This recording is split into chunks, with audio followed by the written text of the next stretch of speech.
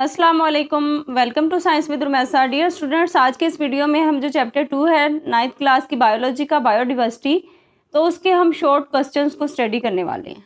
मैं आप लोगों को शॉर्ट क्वेश्चंस के आंसर बताने वाली हूँ, चाहे आप वो लोग अपने नोटबुक पे नोट कर लें, चाहे उनके निशान लगा लें बुक से। मैं उनके आंसर्स आपको बताने वाली हूँ कि इसका आंसर क्या है। What is the term used to describe the variety of organisms in ecosystems? अब इकोसिस्टम में जानदारों की जो वसी इकसाम पाई जाती हैं उसको बयान करने के लिए कौन सी टर्म हमने यूज़ की थी, ये चैप्टर का नेम ही है बायोडाइवर्सिटी। आप यहाँ पे आंसर देख सकते हैं। Biodiversity is the term used to describe the variety of life in ecosystems. ठीक हो गया। सेकंड क्वेश्चन है, how is the biodiversity crucial for humans and for the planet earth? कि बायोडाइवर्सिटी जो है ये इस स्यारा ज़मीन के लिए, इंसानों के लिए क्यों अहम है। Biodiversity is crucial for humans and for planet earth. यहाँ तक तो वो क्वेश्चन वाला ही आंसर आ गया। नेक्स्ट उन्होंने दिया हुआ है, because we rely on nature to provide us with food, clean water, medicine, oxygen production, economic opportunities, recreational activities, cultural significance, scientific data to prevent floods and other extreme weather effects. अब देखें कि किसी भी इंसान को ज़िंदा रहने के लिए किन चीज़ों की ज़रूरत होती है। सबसे पहले तो खाने की ज़रूरत होती है, खुराक की ज़रूरत होती है। उसके बाद साफ़ पानी की ज़रूरत होती है। अगर हम बीमार हो जाएं तो हमें दवाई की ज़रूरत भी होती है। ऑक्सीजन ना बन रही हो, ऑक्सीजन मौजूद ना हो तो हम सांस ही नहीं ले पाएंगे। फिर इकोनॉमिक अपॉर्चुनिटीज़ भी होनी चाहिए कि अब माशी हालात ठीक होंगे तो हम सर्वाइव कर पाएंगे ना। तो रिक्रिएशनल एक्टिविटीज़ मतलब कि जो सैर व तफरीह वो भी होनी चाहिए। जो इंसान की सकाफ़त है उसकी भी कोई अहमियत होनी चाहिए। साइंटिफिक डाटा भी होनी चाहिए। और अगर कोई सैलाब वगैरह आ जाता तो इस तरह की कोई भी चीज़ें आ जाती हैं तो उनसे महफूज होने के लिए, या डिफरेंट टाइप्स के जब वेदर एक्सट्रीम्स होते हैं, जब वेदर चेंज होता है, उस पर कभी गर्म हो जाता है कभी सर्द होता है, तो उस पर जो भी होने वाले इफेक्ट्स होते हैं उसको कैसे उसने सर्वाइव करना है, तो ये उसके लिए बायोडाइवर्सिटी जो है बहुत रोल प्ले करती है। शॉर्ट क्वेश्चन 3 है, what are the 7 taxonomic ranks used in the Linnaean system? हमने लीनियर सिस्टम में 7 टैक्सोनॉमिक रैंक्स पढ़े ना, कि फर्स्ट वन जो है वो डोमेन है, सेकंड है kingdom, third phylum, fourth class, fifth order, sixth family और 7th जीनस। 8th वन बाद में स्पीशीज़ को भी उसके अंदर ऐड कर दिया गया था। शुरू में सिर्फ 7 टैक्सोनॉमिक रैंक्स थे।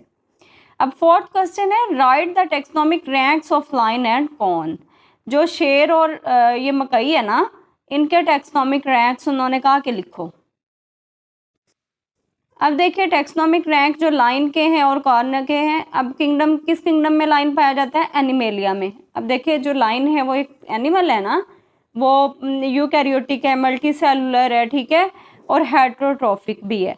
तो ये क्या है? एनिमेलिया में पाया जाता है। किंगडम एनिमेलिया में ये करैक्टरिस्टिक्स मौजूद है ना। अब जो कॉर्न है, मकई है, ये प्लांट्स में आ जाती है ना, ये फोटोसेंसिस करती है, क्लोरोफिल इसके अंदर पाया जाता है, ये ऑटोट्रॉफ है, ये अपने खुराक को तैयार कर सकती है। तो ये किंगडम प्लांटी में शामिल है, क्योंकि जो किंगडम प्लांटी में ऑर्गेनिजम्स उन्होंने इंक्लूड किए थे वो ऑटोट्रॉफ्स थे, मल्टी सेलुलर थे और अपनी खुराक को तैयार कर सकते थे।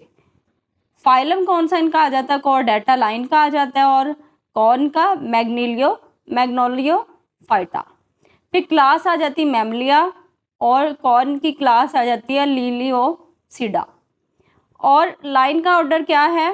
कार्निवोरा, सिप्रल्स। फैमिली आ जाती है फेलिडी और पोएसी। जीनस क्या आ जाती है? पैंथेरा और कॉर्न की जी। स्पीशीज क्या आ जाती है? पैंथेरा ल्यू और कॉर्न आ जाती है सी मेज।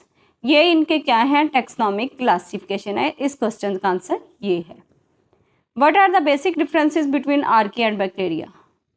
अब आर्की और बैक्टीरिया के दरमियान डिफरेंसेस क्या हैं वो हम देख लेते हैं। अब आर्की क्या है? These are prokaryotes whose cell wall does not contain peptidoglycan. Bacteria are prokaryotes whose cell wall is made of peptidoglycan. अब इन दोनों में फ़र्क ये है कि हैं तो दोनों ही प्रोकैरियोट्स, जबकि आर्की जो है इसकी सेल वॉल में पेप्टाइडोग्लाइकेन मौजूद नहीं है, जबकि बैक्टीरिया जो है उसकी सेल वॉल में पेप्टाइडोग्लाइकेन मौजूद है। इनमें फ़र्क ये है। अब 6th शॉर्ट क्वेश्चन ये है, what are the shortcomings of 3 kingdom classification system? अब जो 3 किंगडम क्लासिफिकेशन सिस्टम बनाया था, अब देखे ना कि अरस्तू ने शुरू में 2 किंगडम सिस्टम बनाया था कि एक में एनिमल्स रखे थे, एक में प्लांट्स रखे थे। फिर उन्होंने साइंसदानों ने ये क्वेश्चन उठाया कि कुछ ऐसे जानदार भी हैं, कुछ ऐसी चीज़ें भी हैं जिनमें प्लांट जो पौधे हैं उनके जैसी खसूसियात भी होती हैं और जानवरों जैसी खसूसियात भी होती हैं। फिर उनके लिए थर्ड किंगडम बनाया गया। फिर उन्होंने कहा कि इस थर्ड किंगडम में भी क्या शॉर्टकमिंग्स आ गई, क्या उसमें नकाइस पैदा हो गए, वो क्या हैं। In this system fungi were still included in the kingdom Plantae. वो कहते हैं कि थर्ड किंगडम को में ये कमी थी कि जो फंजाई था उसको भी किंगडम प्लांटी में ही अभी तक शामिल किया गया था। हालांकि फंजाई जो है ये हेट्रोट्रॉफ है, फंजाई ऑटोट्रॉफ नहीं है। तो जो ऑटोट्रॉफ्स हैं उनको प्लांट्स में शामिल किया जाना चाहिए ना, फंजाई को तो नहीं ना करना चाहिए, ये उसमें कमी थी। This system did not clear the difference between prokaryotes and eukaryotes. तो इस सिस्टम में अभी तक भी प्रोकैरियोट्स और यूकैरियोट्स में कोई वाज़ेह फ़र्क वाज़ेह नहीं किया गया था, इसलिए उसमें ये कमियां थी। Which kingdom includes organisms that are multicellular heterotrophic and lack cell walls. अब 7th क्वेश्चन में उन्होंने ये पूछा कि किन किंगडम्स में जानदार जो है मल्टी सेलुलर हैं, हेटेरोट्रॉफ्स हैं और उनके अंदर सेल वॉल की कमी है। अब जो 5 किंगडम सिस्टम है उसके अंदर जो किंगडम एनिमेलिया है, किंगडम एनिमेलिया ऐसा सिस्टम है जिसमें जानदार जो हैं वो मल्टी सेलुलर भी हैं, हेटेरोट्रॉफिक भी हैं और उनके अंदर सेल वॉल भी मौजूद नहीं है।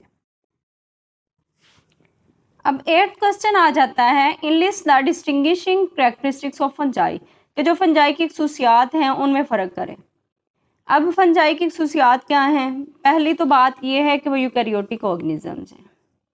दूसरी बात यह है कि उनकी सेल वॉल में सेलुलोज नहीं पाया जाता बल्कि काइटन पाया जाता है। ये लिखा हुआ है ना, they do not have cellulose in their cell walls but possess chitin. अब देखिए सेलुलोज नहीं पाया जाता जबकि काइटन पाया जाता है। They lack chlorophyll and hence can not perform photosynthesis, तो उनके अंदर क्लोरोफिल की कमी होती है जिसकी वजह से वो फोटोसेंसिस का अमल नहीं कर सकते।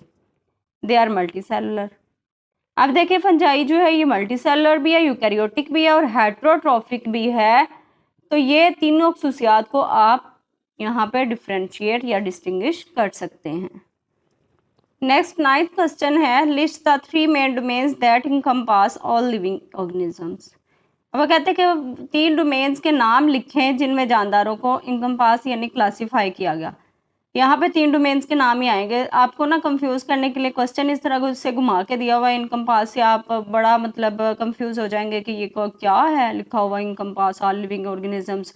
अगर उन्होंने हमसे 3 डोमेन्स के नाम ही पूछे थे तो वो पूछ भी तो सकते थे कि नेम द 3 डोमेन्स या 3 main domains of all living organisms. तो इस तरह से भी क्वेश्चन ये थोड़ा सा घुमा के इसलिए उन्होंने दिया हुआ है कि बच्चों को समझ आ जाए, बच्चों को पता होना चाहिए कि ये 3 मेन डोमेन्स कौन सी थी।